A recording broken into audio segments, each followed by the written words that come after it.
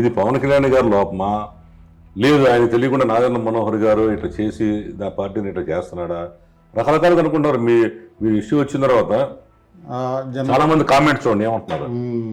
వాళ్ళు ఇదేంటి భిన్నాభిప్రాయాలు వస్తున్నాయి.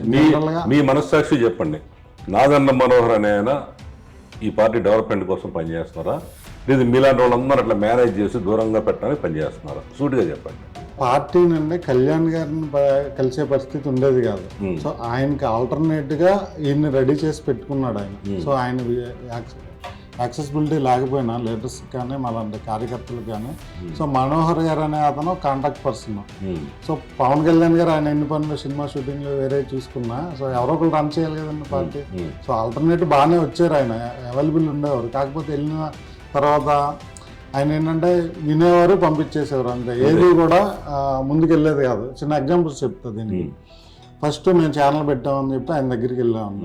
ఛానల్ ఇలా వర్క్ చేస్తున్నాండి, ఇలా జెండాలో డిస్ట్రిబ్యూట్ చేసామని ఛానల్లో పార్టీ కోసం వర్క్ చేస్తుంటే అంతా అయిన తర్వాత, నువ్వు ఛానల్ పెట్టావు, జనసేన వీడియోలు చేస్తావు, జనసేన కార్యకర్తలు చూస్తారు, జనసేన వల్ల నువ్వు ప్రమోట్ అవుతావు.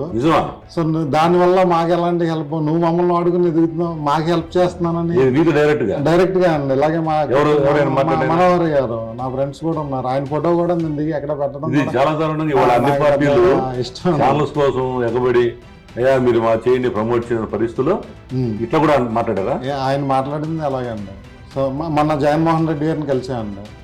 సో ఛానల్ అని చెప్పాం. వెంటనే మీడియా విజ్ఞాపనాన్ని పిలిచారు. పిలిచి ఇతను మనకి ఎలా హెల్ప్ చేయగలడు, మనం తనకి ఎలా హెల్ప్ చేసి కోఆర్డినేట్ చేయండి అన్నారు. చేస్తారో చేయలేదు తర్వాత సంగతి. అట్లీస్ట్ జగన్ విషయం మాట్లాడే ముందు ఇది ఒకసారి అందరూ గమనించాల్సింది. ఈయన చెప్పింది నిజమే కదా ఆలోచించండి. నాకు ఎందుకంటే ఎవరైనా సరే ఒక ఛానల్ మెయింటైన్ చేస్తూ మీ పార్టీ కోసం పనిచేస్తున్నాం అంటే, తిరిగి మా పార్టీ వల్ల నీ ఛానల్ హైలైట్ అవుతుందంటో మన సురేష్ గారు చెప్పాడు. ఈ నిజంగా జరుగుద్దా?